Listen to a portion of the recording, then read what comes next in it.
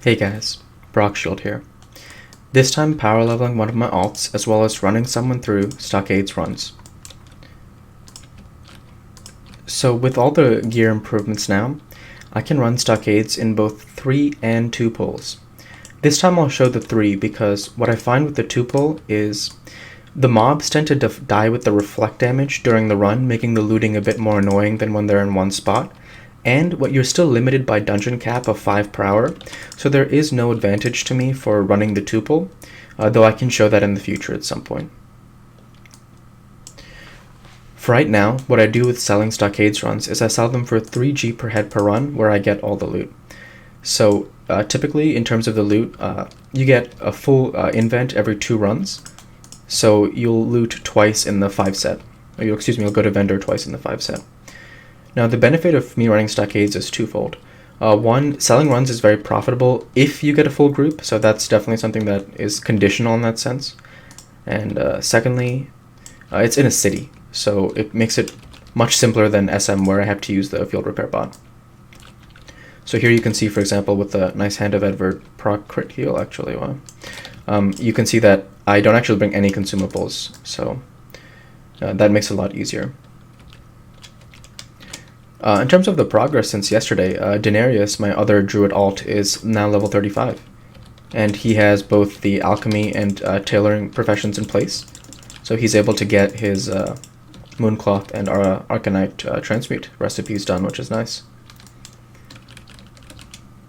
So here you see standard AoE, run them over, bring them to a spot.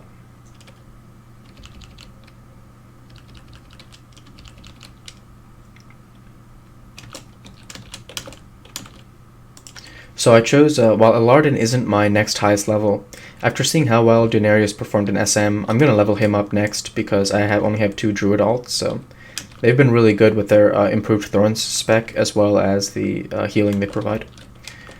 I'm definitely excited to try SM again with Denarius, my other druid alt, because I think it's possible for me to do it without using any consumables, which would make the run just that much more profitable. Even with sappers, which are, for me, because I'm an engineer and I make them, they're about 1G to make. It's a super profitable run. But even reducing that entirely from the 1G per run is just that much better. And I really enjoy SMCath aesthetically. It's a very beautiful dungeon. The developers did a great job there, creating such a nice place to level.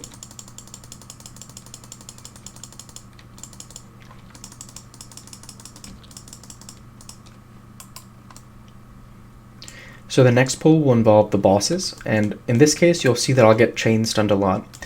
This is the side you cannot pull in the 2 pull at once because the chain stuns will just level your character basically.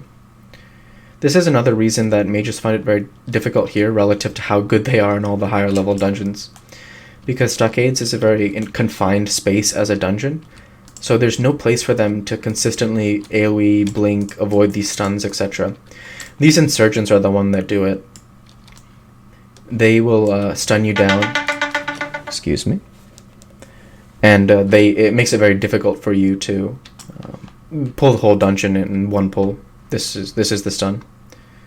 And once they stun you, it will just as more of them get on you, it increases the chances of the stun happening again, because while you have the speed boost to get ahead of them, like you saw there, that only lasts as long as you don't get stunned.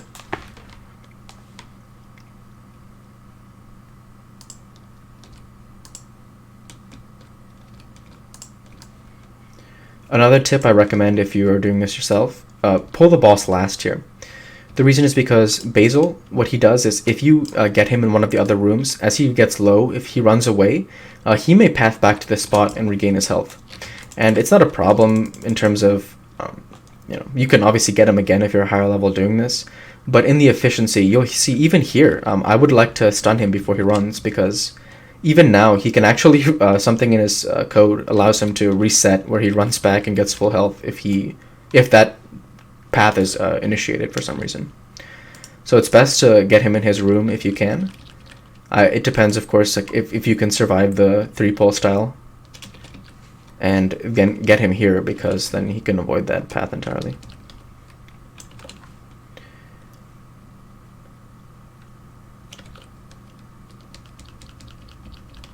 So what I like to do, as I mentioned, is I like to use all the rested experience up on my characters because it's much faster leveling that way.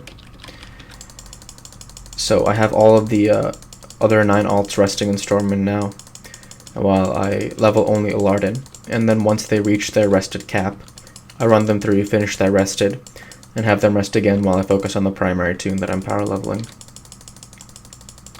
I would say in terms of profitability versus the SM runs, I would say that this is more profitable if I have more people buying the runs. I would say with one person at 3G per run from them, it's not more profitable. At 2, it's a debate because of how close it is to vendor everything here and the fact that I don't have to use a field repair bot at some point in time.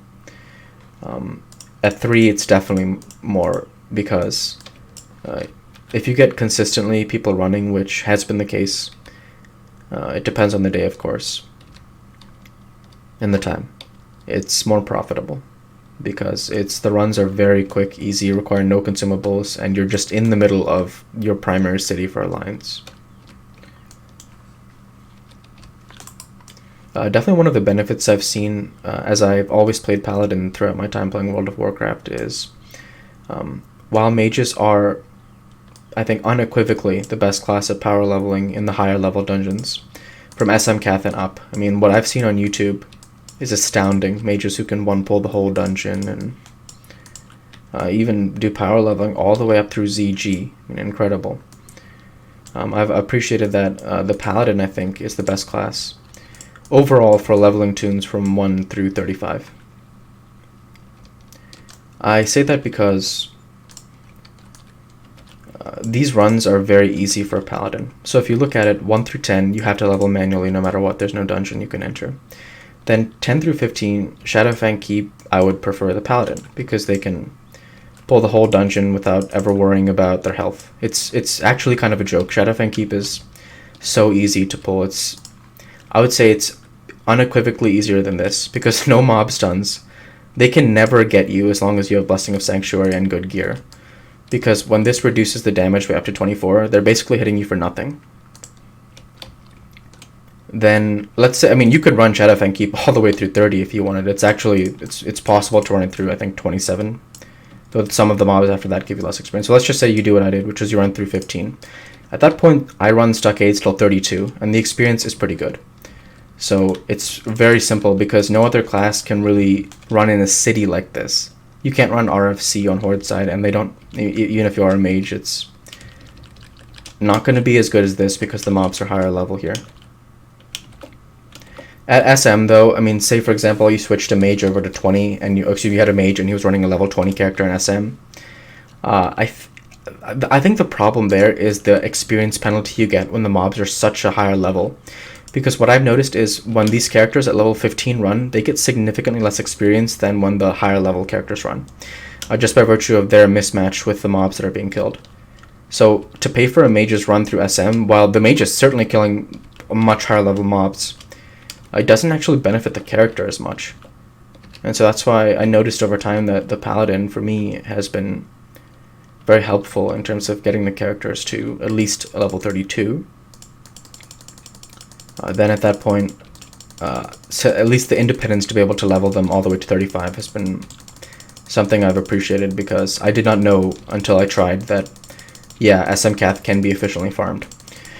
And I really want to go back there with Daenerys because as he approaches level 45 in SM, if I choose to level him that far, I think I could one-pull the courtyard and potentially approach the inside of the cathedral because I would have a strong healer at that point.